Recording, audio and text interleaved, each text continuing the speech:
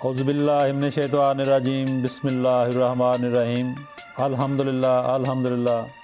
असी अज मशक नंबर 7 सबक नंबर साडा 61 आ।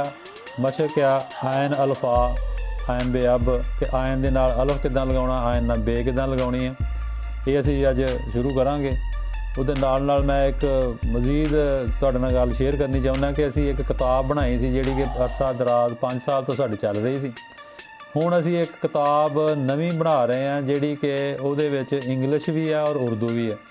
ਉਹ ਅਸੀਂ ਚਾਹੁੰਦੇ ਹਾਂ कि ਸਾਡੇ पूरे पाकिस्तान 'ਚ ਜਿਹੜੇ ना बुक डिपो वगैरह स्टेशनर दुकानां ਉਹਨਾਂ तक पहुँचनी चाहिए है। तो ਉਹ ਅਸੀਂ काफ़ी दोस्तों ਨਾਲ ਰਾਬਤੇ ਕੀਤੇ ਨੇ, कुछ दोस्तों के ਸਾਡੇ तक एड्रैस पहुँच गए ने, कुछ ਰਹਿੰਦੇ ने।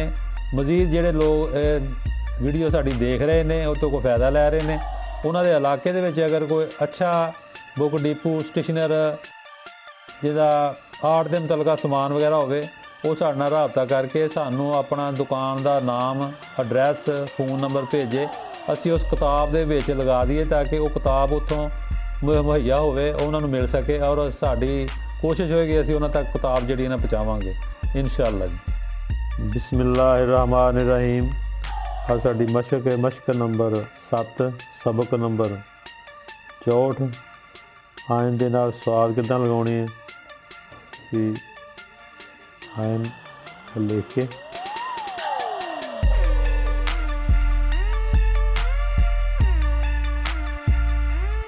कोने दे नाल ले जाके नीचे लगा देना।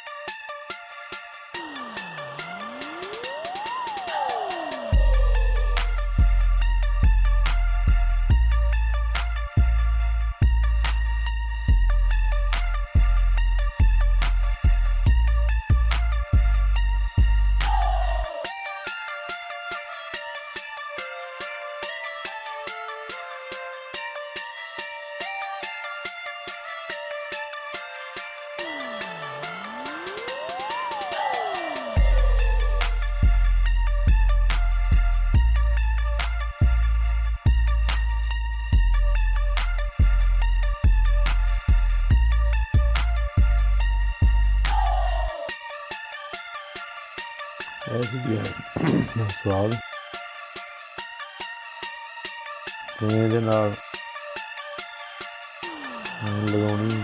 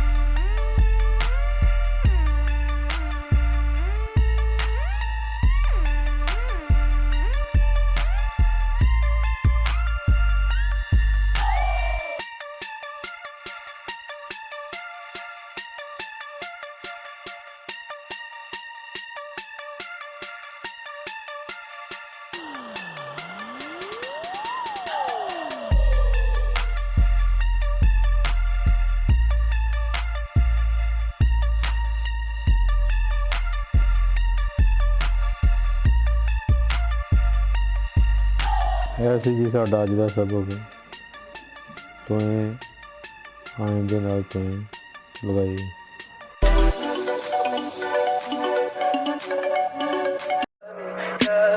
Tell me pretty lies, look me in the face, tell me that you love me, even if it's fake.